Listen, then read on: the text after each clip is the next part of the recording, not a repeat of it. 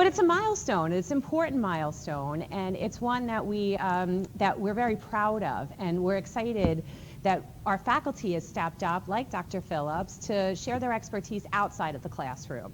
And tonight's one of those examples that we're going to be talking about communicating in the modern world, things that are really beyond my scope, because I was just sharing with Sister Marianne, I don't know why I bought the recent iPhone, but I'm hoping that Dr. Phillips can tell me. Hoping I learned something about myself and my habits and how I'm influenced externally. But this is why we come here, right? We come to think outside the classroom and learn more about ourselves and to really expand our knowledge. And so throughout the Centennial, we've had these opportunities, and I wanted to thank Dr. Phillips and also Paige and the rest of the team for all the work that they've done to put these events together. We will be closing out the Centennial this May, but there's a lot of time between now and May. So I encourage you to check back on the website regularly. It's sjcny/100 to see what's coming up and join us as often as possible. Also give us your feedback on what you'd like to see and do, because we can be responsive to that. So tonight is really about Dr. Phillips and hearing what he's learned in his distinguished career. He's a graduate of the NYU School of Journalism, and if I get that wrong, he will correct me. It is a renowned program, and we're really lucky to have him on our staff as an associate chair of journalism and new media studies. So tonight we're going to hear about meaningful media, modern culture, making sense of emerging trends. And I think the translation for that is basically, why do we do what we do? How do we consume our media the way that we are now? How's that changed and why? But before I get myself into any trouble, I'd like to have Dr. Phillips come up and share a little more with us. Thanks.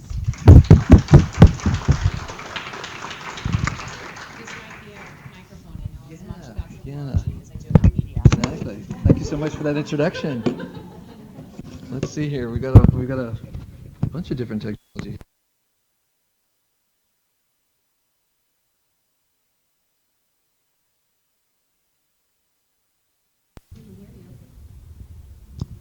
Here we are. It's going to ruin the lines of this beautiful soup, though. Is that good? Okay. Thank you so much for all being here. I have to start by saying what a difference about 25 minutes makes. I was here with the support staff and whatnot. There were about 4 of us, I think, and I saw just, it's like, oh, I'm not going to be nervous. This is going to be fine. It's going to be really small.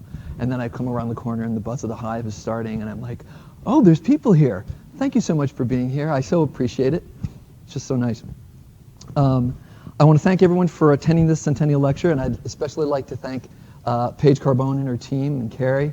I have to say, I was just mentioning it in just a brief conversation, but with Amy, when I first met with Paige and her team like 5-6 months ago, I wasn't sure exactly what I wanted to talk about. And I was a little nervous about it before the actual meeting, and then I thought to myself, no, I've got a lot of stuff here. Let me just kind of share it with them.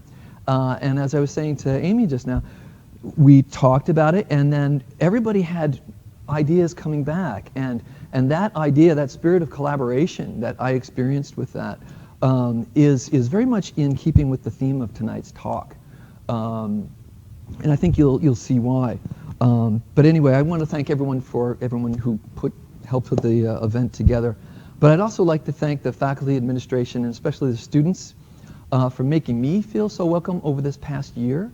I really feel like I've become part of the community of SJC, and it's been a really lovely thing. So thank you all for that, and thank you for being here tonight.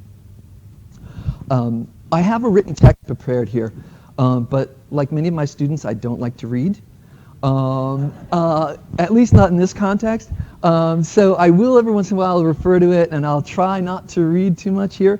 I'll try to kind of be as extemporaneous as I can, because I do know most of this stuff.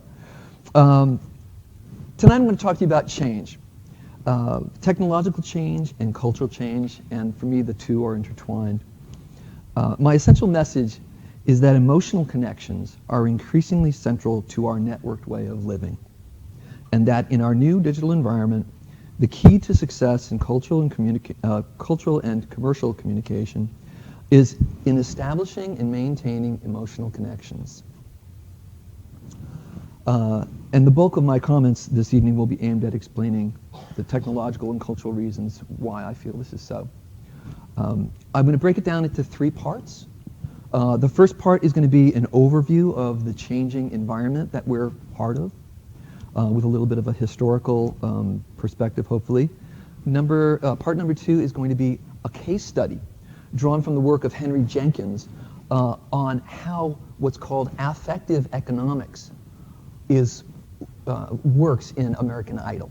So it's a great example of sort of the combination, the convergence, if you will, of old media and new media, television and the internet and marketing and all those kinds of things. And it really gives some insight into the logic behind those people who are making those decisions and, you know, trying to encourage our purchasing and behavioral acts, right? And then finally, the third part is just going to be a little less structured, but it's going to lead into, I think, the Q&A, where we'll just talk about, I think, some other examples of these kinds of affective connections that we see around us. And I encourage you guys to kind of be thinking about ones that you might want to share as well. Okay. So starting with the larger picture, if you will, the first point is that technological change is not additive. It's environmental. And I'm indebted to Neil Postman of NYU for this insight. And he noted that when a technology, the printing press in the 15th century, television in the 20th century, is introduced to a culture, you don't get the medieval era plus the printing press. You don't get 1940s era culture plus television. Instead, the introduction of new technologies of communication into the human environment changes the relationships of all those within the environment and fundamentally transforms the environment itself. Right?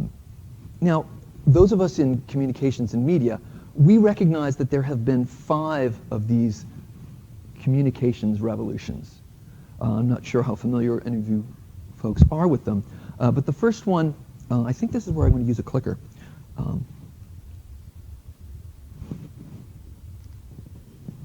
Here we are.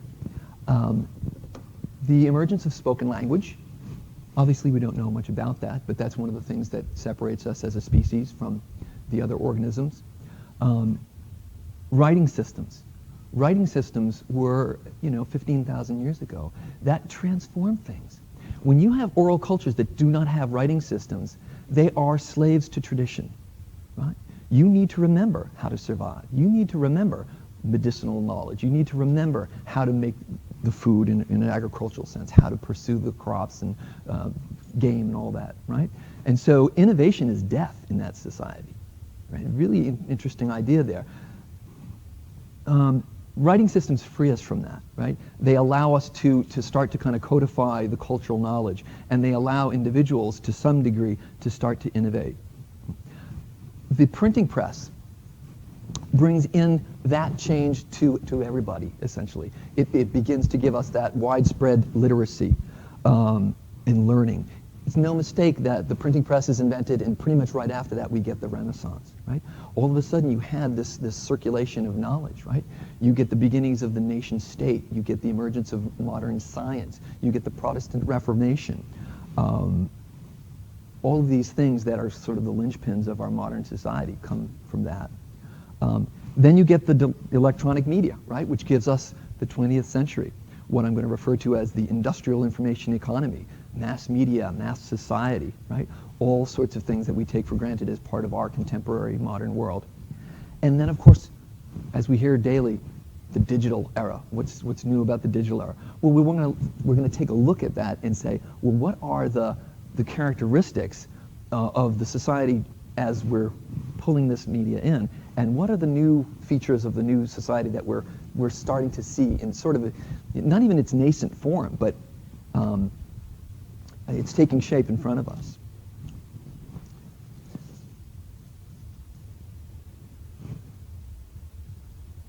Alrighty.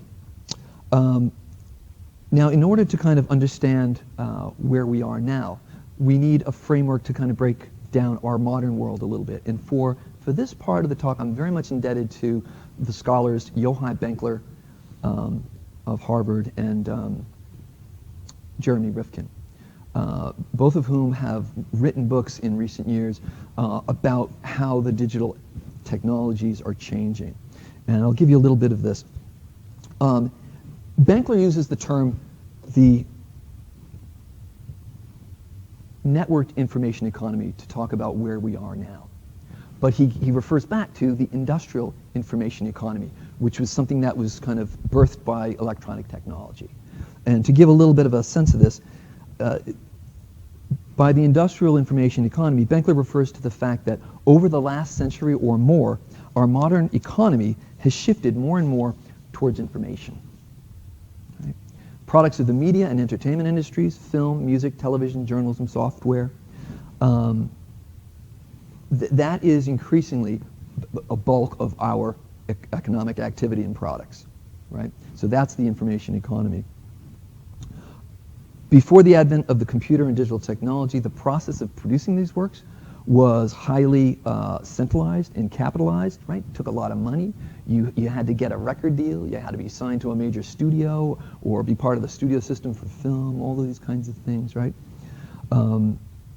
So they are this information, industrial information economy, which typified information production from about the second half of the 19th century through the 20th century. Okay, well, Benkler says two things have fundamentally transformed this and moved us to a new paradigm. First is that the basic output of human beings that's become dominant in the advanced economies is human meaning and communication. That's the information part, right? And second, the basic physical capacity, capital, necessary to express and communicate human meaning is the connected personal computer.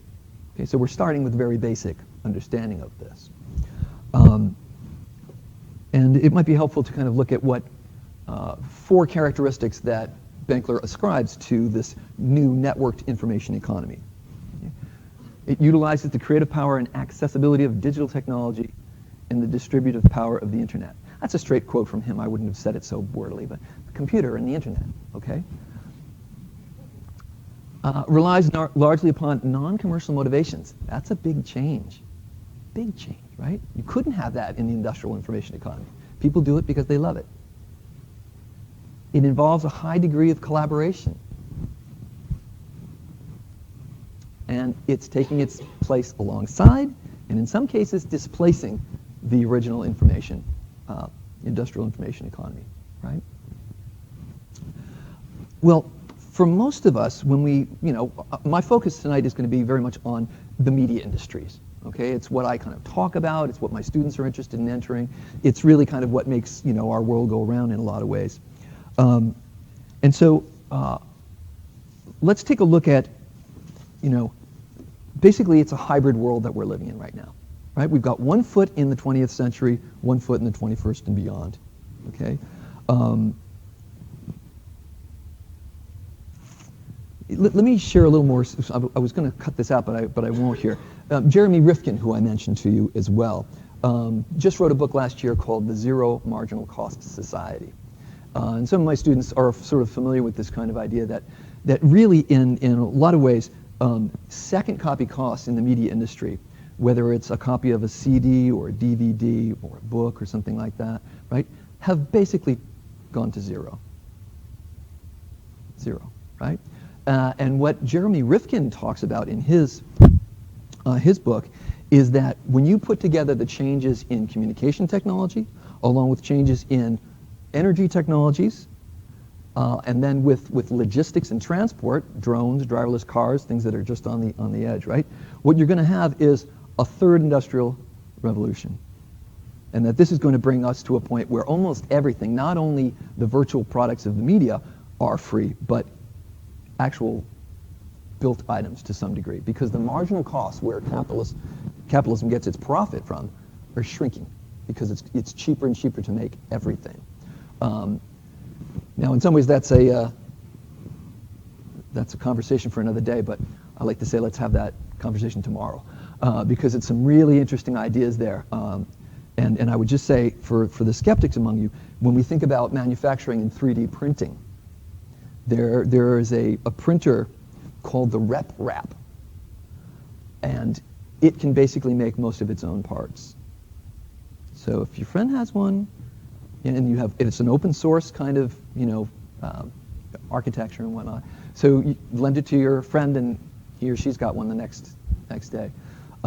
So even though we think, wow, this is radical, this couldn't happen, it's already happening in some respects. But again, it's a little bit beyond the ken of what we're talking about tonight. So let's get back to Benkler, who I put this together in terms of informed by him, but let's look at the old media system and the new media system that are sort of associated with the industrial information economy and the new networked information economy. And I want to take a few minutes to kind of to parse this out a little bit, because I just put the minimal text because of PowerPoints. But if we go through these, we get a good overview of how the landscape is changing. Expensive production processes, now they're inexpensive. They're on the computer. Right? We can make films, books, CDs. The original information economy, highly centralized, had to kind of keep everything centered. It's increasingly decentralized. People are doing things all over the place. The for-profit motivation, in many ways, being replaced by a non-commercial love of the thing, wanting to do it, being able to do what you love. Market production, producing to sell. Non-market, do-it-yourself, DIY, user-generated content. Jeremy Rifkin actually points out that 40% of the human race now is producing and exchanging its own information and entertainment for free. 40% of the human race right now.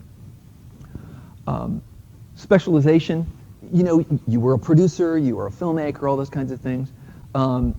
It's much more collaborative and less, a little more generalized, if you will. Andrew Shapiro talks about push technologies versus pull. This is going to be really interesting when we talk about American Idol and advertising, right? The old model, 3 networks and all that stuff, here you go, pushes it at you, right? Now we go online and what do I want? Let me pull it to me, right?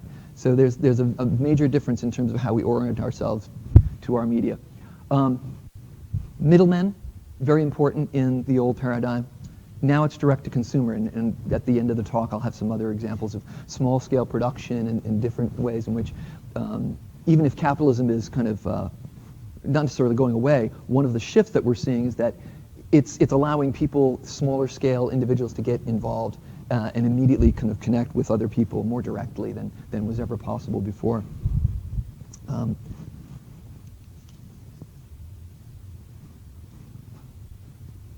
Bear with me here. It's a similar slide. It's covering the same territory, right? But what I've done with this is I've made it a little bit more of focusing on media realities, right? Because that's where we're at, especially my students and people kind of practicing and stuff. Fewer programming choices, we got many now. Least objectionable programming. This is something I love talking to my students about, right? This was a logic of network television for a very long time, right?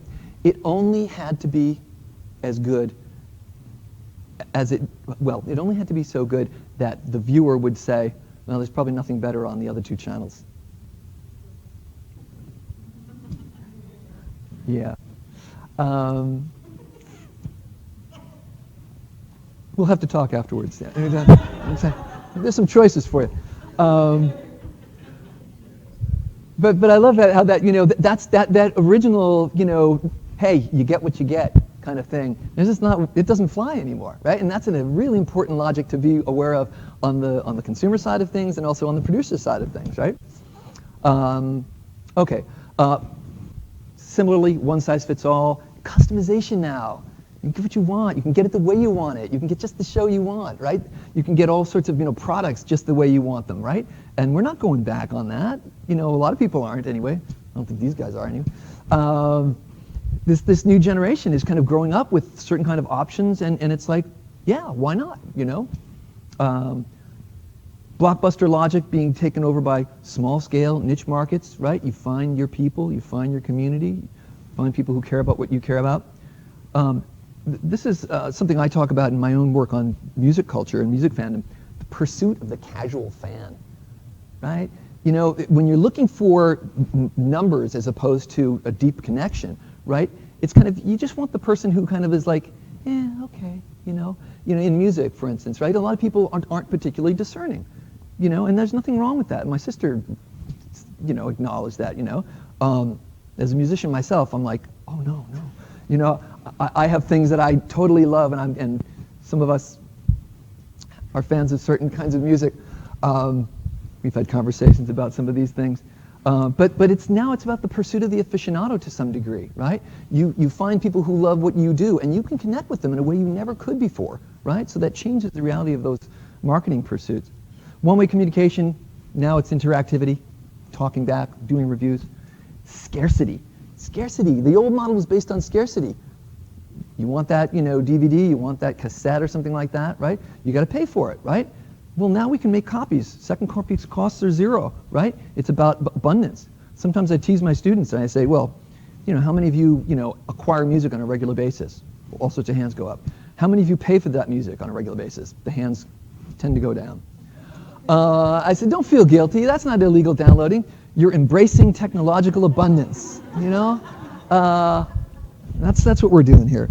So scarcity to abundance, which is what Rifkin talks about in the zero marginal cost society. We can be giving this stuff. We could be, right? But there's incumbents in the old system that don't necessarily want to go over there. And you got to understand that there's a battle here. There's tension. Ownership over access. Another key point that Rifkin makes, right? Do you really want to own all this stuff with media? Right? Some of us know what it's like to have too many DVDs and too many CDs, right? And so now there's streaming services, and there's Netflix, and there's all these kinds of things. And one of my favorite examples of this is kind of like when you're talking to people who are, skeptical about, a new paradigm economically. It's like, no, it's all about ownership. And it's like, would you really want to own your own grocery cart? And actually, there's a great picture online of a person trying to put, a shopping cart in the back of a Toyota Corolla or something. And it just kind of says, really, do we need to own everything, right? And in a world that, even Zipcar and Uber and all these kinds of sharing economies things, right? It's like we've got the resources, and now we've got the means to kind of connect to people who need them. And we can share them in a way that was, it's kind of, it's transformative in a lot of ways. Okay, so there's that. Let's see. I don't want to go over my time, but I have a lot I can talk about, and I'm going to try to be creatively editing as I go along here. So at any rate, passion is a force that drives us in this environment. You can sort of see it already. You can sort of see the ways in which, what we care about is easier to access than it was before. And when that's an option versus something that's kind of built for everybody, most of us are finding ways to kind of, serve our passions in a sense. Benkler himself points out, he says, we act for material gain, but also for psychological well-being and gratification and for social connectedness. It's important to remember, why do we do what we do, right? What are those motivations? Clay Shirky of NYU puts it another way. The internet runs on love. It's a cute kind of thing to say, but I think there's some real truth to it, right? That really is what motivates people to be active, to share, all those kinds of things. And of course, we've got that notion of the sharing economy, and I love the dual meanings of that word, right? That idea of okay, well, we can share physical resources and whatnot, but you know what? We're also sharing ourselves. We're also kind of, revealing who we are to some extent. And that, as we'll see, is sort of a building block to connectedness in the human environment, if you will. Okay. Now, as you might imagine, the emergence of this guy poses a problem for this guy, right? That's a business model. They're not going to go away quietly. And so we have to kind of understand, well, wait a minute, well, what are the traditional media industries, which are traditionally advertiser supported, right? How are they responding to this? And this is what's going to lead us to the American Idol case study, if you will. Important thing to realize here, when we think about television, for instance, as sort of representative of the old media model, when we think about what's the business model there, we are so used to thinking of the programming is for us, program is the product. We're the consumer of the product, right? Makes sense. But as my students know, no, we are the product. We are sold to the advertiser. And the old adage in broadcasting is selling eyeballs to advertisers. So now what do you do when those eyeballs are like all over the place and they're not staying in one place anymore and they're not a captive audience, right? That's part of the challenge that we have here, right? So they have to kind of work to make us fans, right? But they have to work on two fronts. They have to produce content good enough to engage us, first of all. They have to provide a platform which will encourage consumption of the sponsored products, right? We'll skip the commercials, right? So the selling has to be interwoven into the fabric of the content to some degree, right? At least that's one approach to it, right? So this brings us to the case study, part 2 of the talk. American Idol and affective economics. And you'll hear me say affective. And, you know, for those of us, you know, who write about these things and whatnot, affective means emotional, right? So when you hear that, don't think effective, you know, it's affective. It's about mood, emotion, affection, those kinds of things, right? So just to say that, I don't know who that guy is.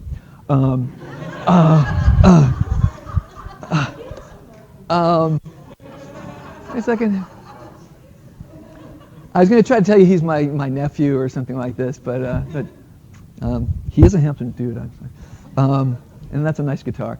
But yeah, we all know this guy, Philip Phillips.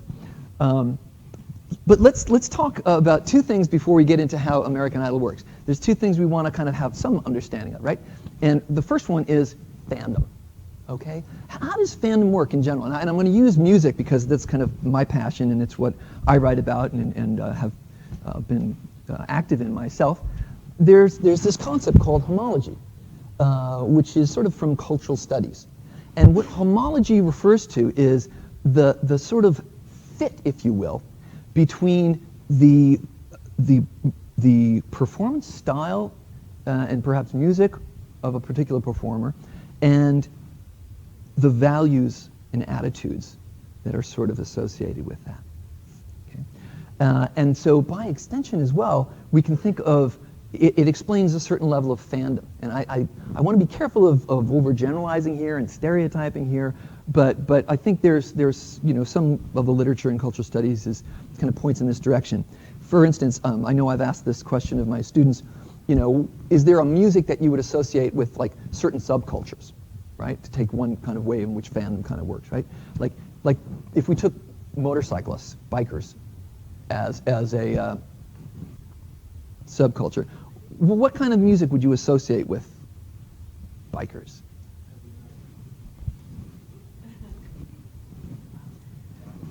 Rock and roll. I'm going to stay with heavy metal.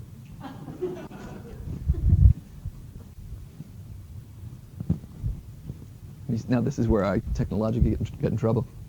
Oh, look at this. Some of you will recognize this. Oh, is this going to work? Come on, come on.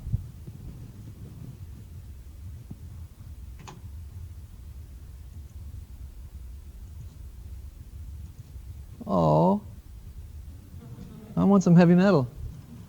Peter, what's going on with my heavy metal?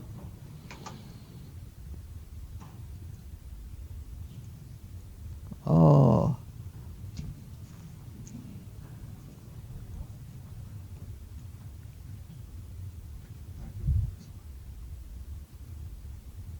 Well, they're all embedded.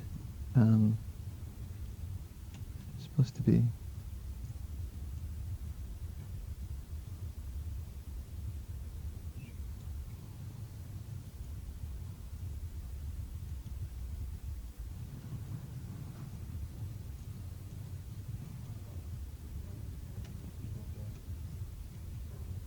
Do any of them work?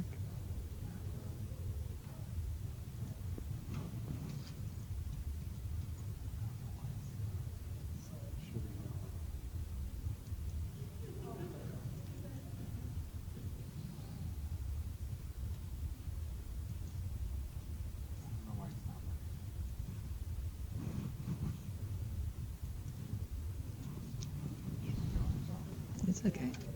We can do this. Oh, can we go online? What? Oh. That's not plugged in, so. Oh. Okay. I don't know if you want to like switch off the scene. You know what? Can we go to YouTube real quick? We're gonna make this work because we have the technology, and we're adaptable.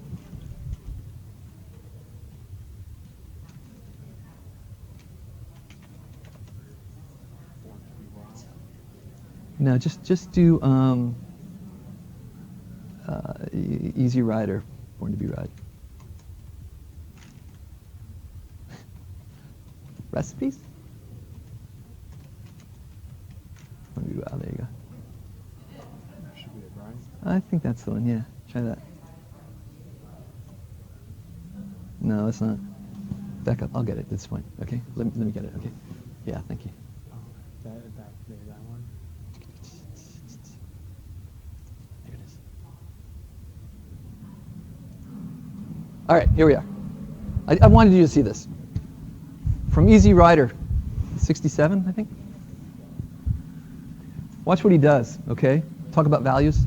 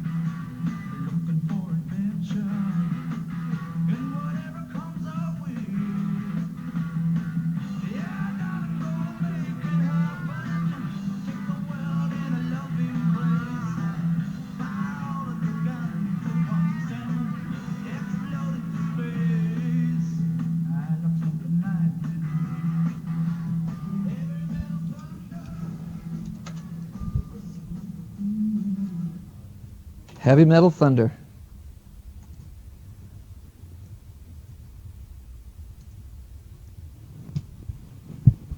You can see, I mean, this is sort of a seminal moment in American culture in the first place, right? You know, that idea of you know, the open road, the idea of, you know, freedom, lack of convention, right? So I think that opening scene is just so, you know, pivotal. It's like the watch. I don't need no stinking watch. You know, and a whole generation grew up on that ethos, right? And that kind of freedom and the open road and all those things. And even now today, it's sort of ironic because when you think of those motorcycles, Harley Davidsons, right? Now Harley Davidson is a lifestyle company, right? And you know, middle-aged guys like me buy Harleys, you know, and it's kind of like it's a marker of status. It's a marker of middle class, you know, middle class, you know, economic status that we were talking about earlier today.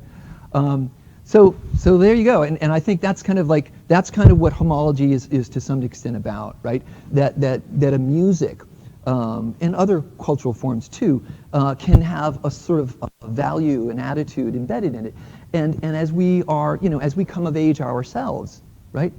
You know, we really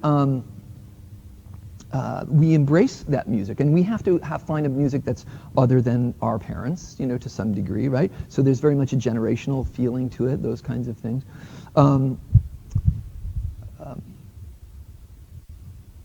Yeah, I want to give you one more here. Actually, I won't, but I'll just kind of continue from where we are here. But my first example was this one from Easy Rider and you know, the hard rock, heavy metal of you know, associated with that particular subculture of bikers. Who was that? Let's see. Oh, that's such a good one.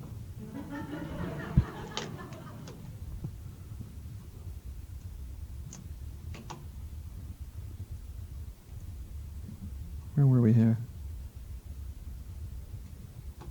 No, I can't do this. I'm sorry. It's like it's so sad when technology lets you down sometimes. But we must go on. We'll go on. What you're not seeing there is Merle Haggard. Mama's Eyes. This is this incredibly moving song, and then you hear what Roland Barthes used to call the grain of the voice, and he's just emoting, and he's got a life of lived experience, and it's impossible to listen to the experience of a working class upbringing, and I cry. I mean, it's just like I love it. It's so amazing.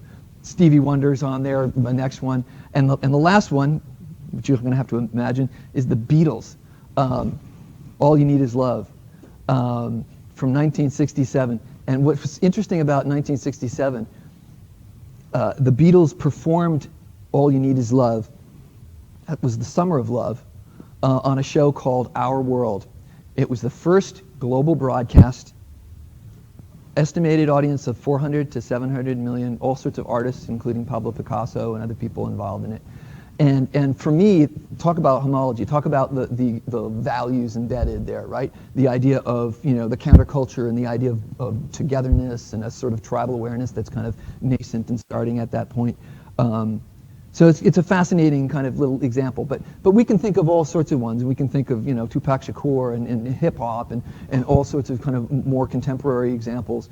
But that's the thing to kind of be aware of, how that kind of fandom sort of works. Okay, and now we're getting back into the example of American Idol, and I'll try to pick up the pace a little bit here.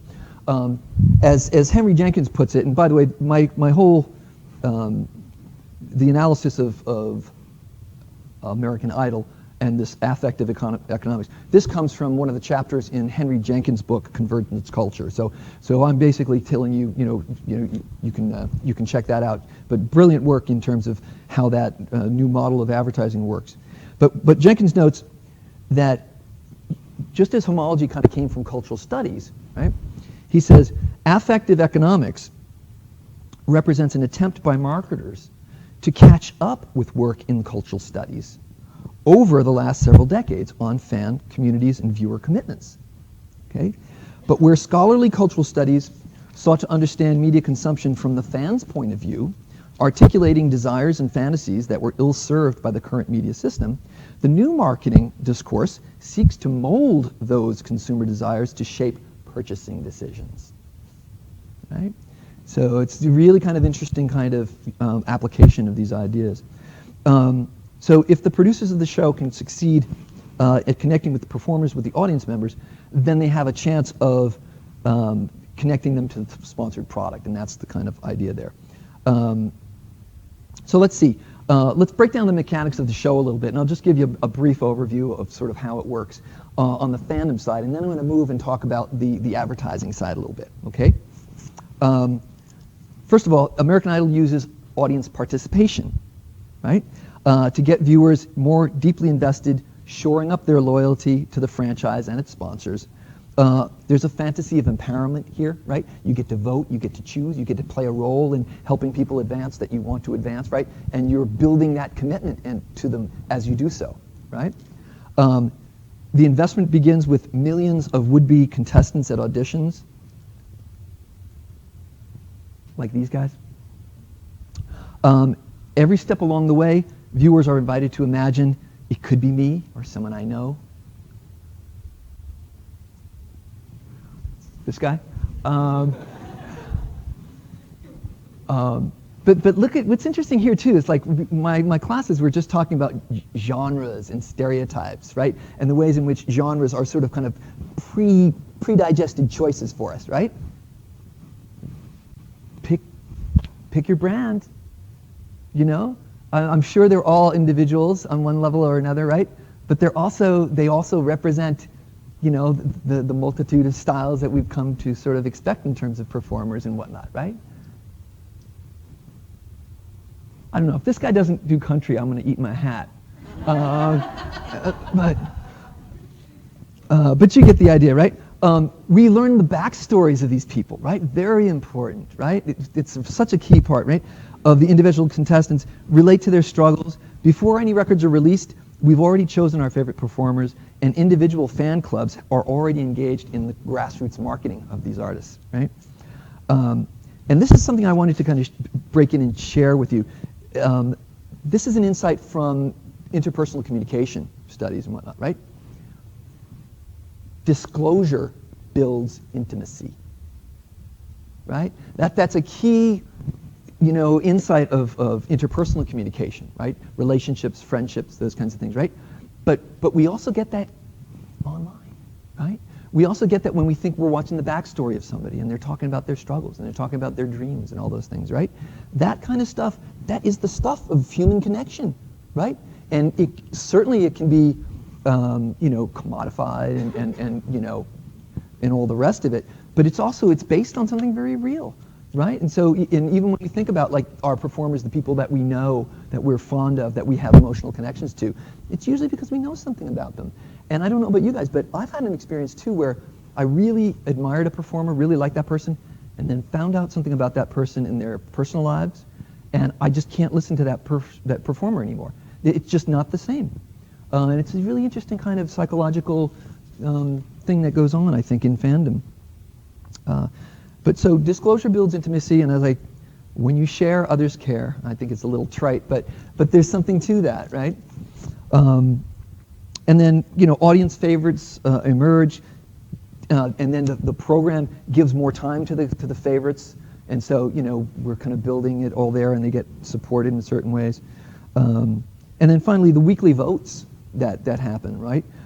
Increase viewers' engagement, help build a strong allegiance to the individual performers. Okay, so that's it on the performer side in terms of developing fandom and kind of encouraging fandom. Let's talk a little bit about the advertising side of it, because that's where the bread is buttered. And by the third year, American Idol had generated $260 million for Fox. And it was pitched by Creative Artists Agency, CAA, big Hollywood, on behalf of their client, Coca-Cola, which saw it as the perfect, it was a British, franchise kind of thing, right? And they were bringing it to the United States. And so they brought it with the idea of connecting to 12 to 24-year-olds. Right? So very much, young people being shaped in their tastes and all the rest. Tastes, right? That brown fizzy cola and music. And it worked incredibly well, right? So as we've said already, the challenge is that the audience is all over the place, and it's really hard to kind of get a mass audience together, right? For the advertisers, right? The proliferation of options and whatnot makes it very difficult, right? In the 60s, an advertiser could reach 80% of women with 3 primetime ads on the 3 main networks. Today, to hit the same percentage of viewers, you'd have to run on 100 TV channels to reach the same, right? So it's, they're really up against it in terms of their old model, right? Okay, so the main thing here is that what we do is we focus on brand loyalty, okay? Now here's the thing, this is something else that's not necessarily new, right? Brands, brand loyalty, logos, and other kinds of things, right?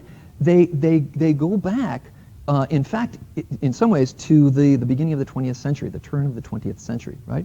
And I'm cribbing here from Naomi Klein's book, No Logo. This is an incredible book about brands and the power of corporations globally. But she notes that early brands and their logos and mascots, right, were invented to establish the personal relationship with the consumer, right, which is what we're after with Coca-Cola and whatnot, right? And she says, with the coming of mass industrialization and transport, goods that had been bought previously from local shopkeepers and farmers, right, were coming off of trucks and trains, coming out of anonymous factories, right?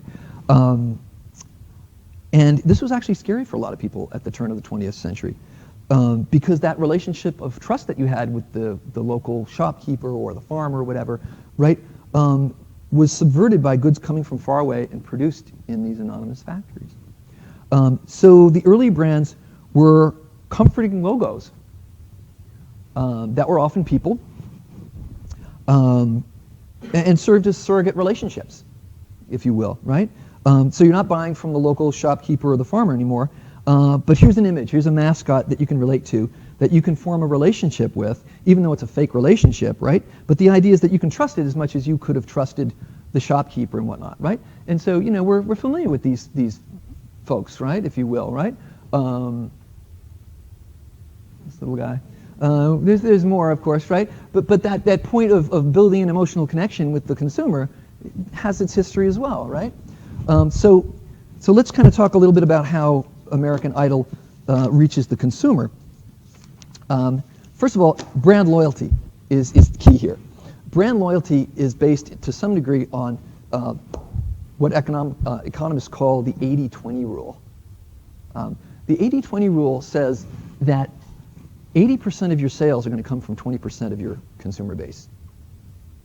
Right? Repeat sales to certain people, that's huge, right? So brand loyalty is already really important, right? So you build some kind of a relationship with your brands and whatnot, and then you can kind of, you know, play around with other approaches to get your other 20% of your sales, right?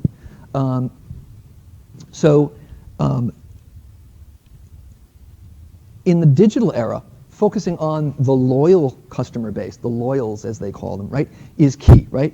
It makes sense because in this day and age, the loyals can spread the word, help promote products to a larger market, right? You know, all of us have seen Amazon reviews and Yelps and all that kind of stuff, right? That's all part of the process here, right? And the more committed, you know, enthusiastic fans of a product share it with others, right?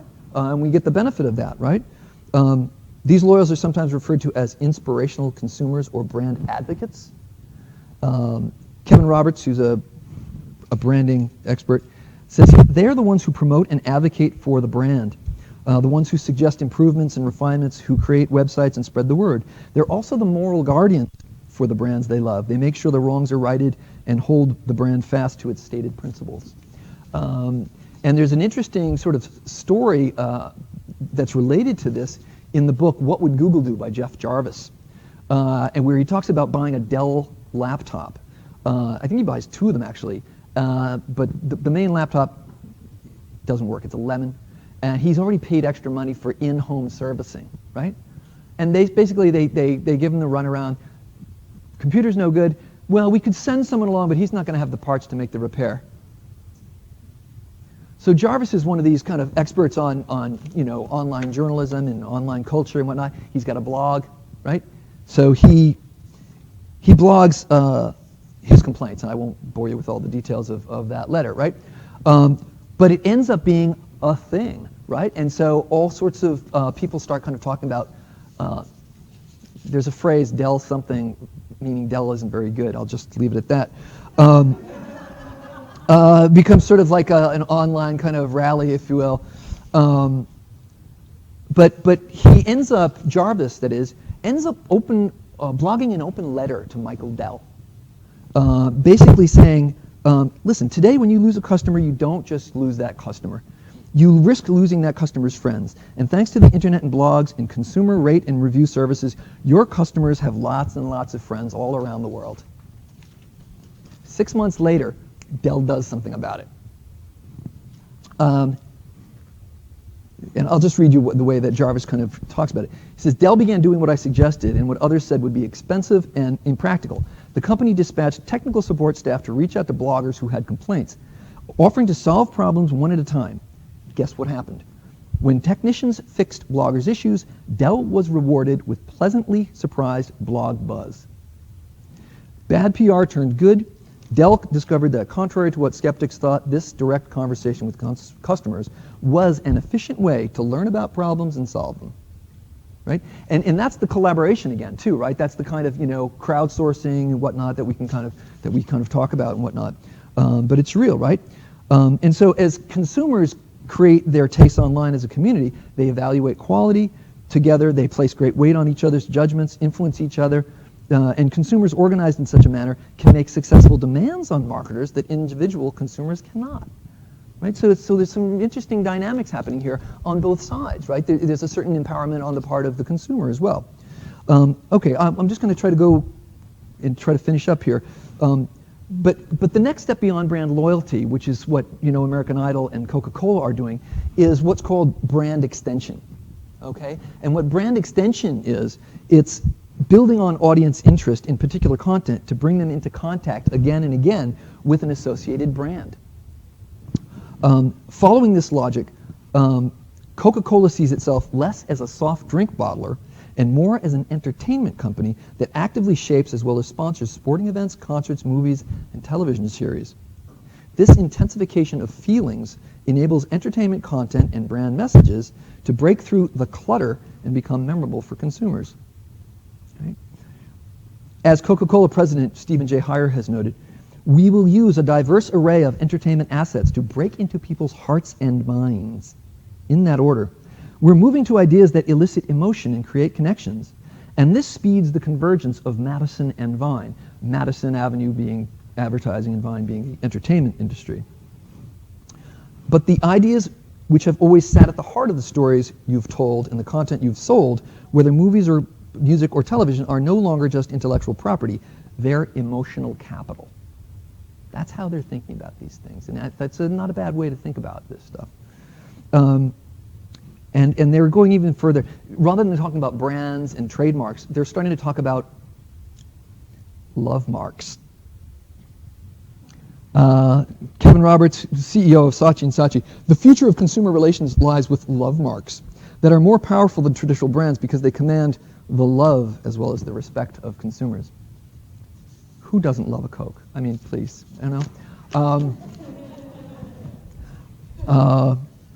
So anyway, so just to give you an idea of how it works, on American Idol, Coca-Cola brands series elements. Contestants wait in the red room. This is Michelle. She's waiting in the red room. I don't know what for. She's waiting for her scene. She's ready for her close-up, I think. I just know. See, I found this on a blog, right?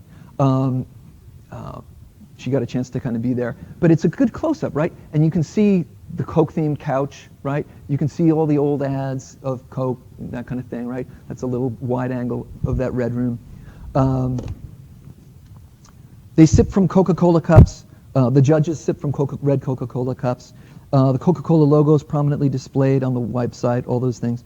But beyond this, the company attempts to engage in brand extension by moving away from the broadcast TV as the anchor medium toward what they call experience-based, access-driven marketing. And this is with their website. Now, I don't know if this is happening anymore, but Jenkins talks about CokeMusic.com, and we're not going to try that because we. But I did a screen save here, so you can see it looks like a music blog, right? And I love this, right? I didn't know Coke was involved in the rise of the Beatles. I didn't know that.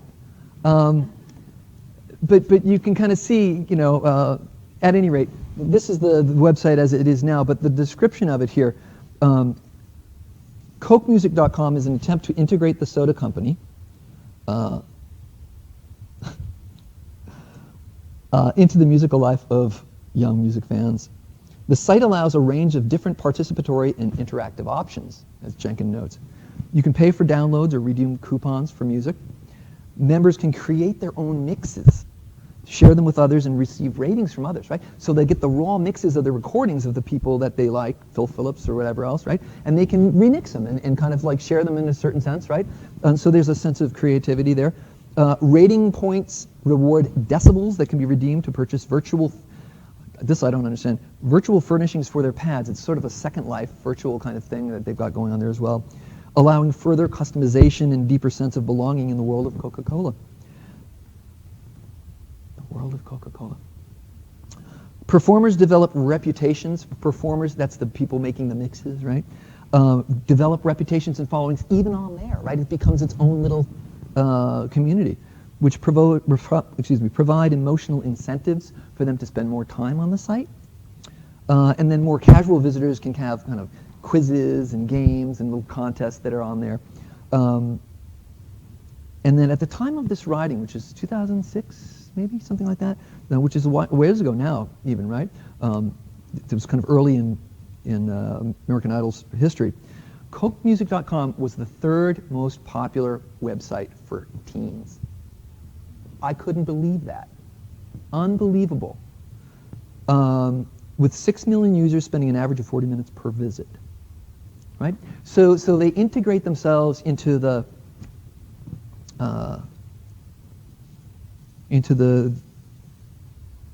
world of young people and their music. And so I have 2 questions as we close this section and just kind of open it up a little bit. Could the culture of music exist without the brown fizzy liquid that is Coca-Cola? Could the culture of music exist? I think it could. I'm gonna go out. Could that brown fizzy liquid survive as a commodity without the youth music culture?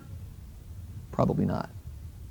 Which is kind of interesting, right? So you can see why they would go through that. So that's the end of the case study.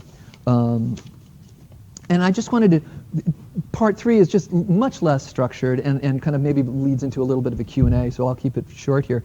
But I think once we identify the dynamics of affective economics, and it's the affective, right? It's not always about economics, but economics isn't always, I guess, about money either, right? It's about how we get the goods and services. If we go back to the Greek root of the word, right, it means household management, right? How do we get the things that we want in our life, whether it's from barter or sharing economy or those kinds of things?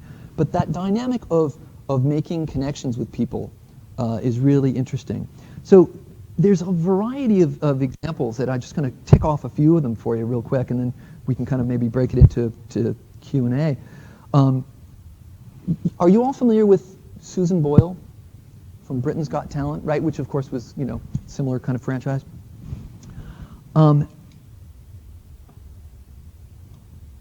The Christmas after her debut and her great success on that show, my sister purchased like 3 or 4 copies of Susan Boyle's album. And her comment to me was, I really wanted to support her. Don't laugh at my sister. But there's that sense of like an underdog, someone, a real non-traditional person opening their mouth and just singing like a bird, right? And by the way, if you haven't seen her do that performance, the jaw-dropping performance, it's well worth seeing, because when you look at the judges and you see, forgive me, the cynicism on their faces when they're like, what's this, right? And then she opens her voice, and then they notice that the crowd reacts first, and the crowd loves her. And the way they get on board that ship, you were just wonderful, the way only they can do. Anyway, but that connection, I think, is very real for a lot of people. Second example, podcasts, right? Podcasts, right? It can be in somebody's garage, right? One of the biggest ones is Mark Maron's, WTF, comedian, who's had a second career now, interviewing comedians, especially alternative comedians who aren't really all that well known by the public, but he's become a magnet for even big people who've been on his show, Ben Stiller and other people and whatnot, right? And they get to talk at length in ways they would never be able to do on even Entertainment Tonight or 60 Minutes or any of these kinds of things, right? And people who really care about this stuff seek it out, right? And so it's interesting to think about comedian fandom and whatnot. And my cousin was someone who turned me on to this podcast and talked to me how much he loved it and whatnot. And we were talking about the relative merits of various comedians.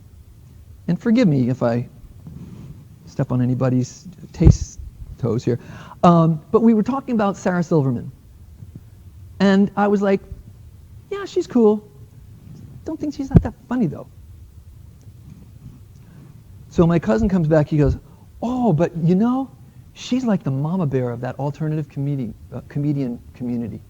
When people are sick and they don't have health insurance, she gets behind, and benefits and organizes stuff, and it's like, really, really kind of cool, so, right? And so I found myself saying to him, what does that have to do with her humor? Right? Now I'm being a a wise guy. But that does matter, right? People will tune in, and people will check out people if they know they're good people, if they know something about them, if they know the backstory and they relate to them in some sense, right? So we see all over the place where that ability to kind of share our who a person is, especially I think in the wake of all of those years of the industrial information economy where everything was hermetically sealed. And we even see it with politicians today, right? I mean, I think, Bernie Sanders and Donald Trump, as different as they are, have shot from the hip, have adopted a kind of discourse that's not safe the way someone like Hillary Clinton has, right? And even that kind of, that...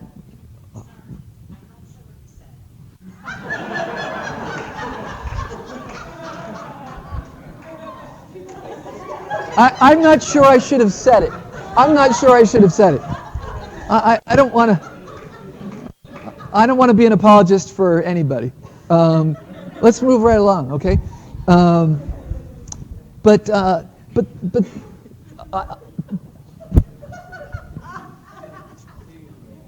Oh, Siri. Siri knows me so well. Anyway, again, I'll stop in a second here. Do I have to stop in a second here? I think I do. Okay. Thanks. But there's Kickstarter, there's Yelp, or there's all sorts of ways of harnessing people's connections and affections and ways to pull things together, right? That were never available to us before. In music, there's this thing called boutique manufacture, and my class was talking about it. It's also in jewelry and other kinds of things, right? It's part of that trend away from mass production towards kind of niches and getting what you want, customization, right? And in music, there's all sorts of items. The electronic guitar pickups that go in an electric guitar, right? It's a big part of the sound of an electric guitar. And if you can get it customized, a lot of players like that, right? Microphones, really well-made microphones that are not made according to, integrated circuits that are made the old style way, right? There's all sorts of this kind of fetishized, consumerism happening, which is small and low small scale, right, and direct from the manufacturer, right? And what I notice on these websites where they talk about it is like, oh yeah, I worked with Dave Perlman. He makes these great microphones out in California. Oh, Dave really knows what he's doing, and he's a great guy to work with. People are sharing this kind of discourse on these forums, right? So, and when somebody messes up, yeah, this guy took my money. Yeah, I guess he makes great pickups, but I haven't had email contact with him for 8 weeks now, and there is a guy who went down in flames because he just didn't have it together with his business stuff and whatnot. And he's persona non grata now, right? But they support the ones who are and who kind of fulfill that kind of commitment and step up in those ways, right? Okay. I think that's enough. I think you get the idea, and you can probably come up with many of your own examples of the affective connections that are at the heart of cultural and commercial communications. And I thank you for listening tonight. Thank you so much for showing up. Yeah.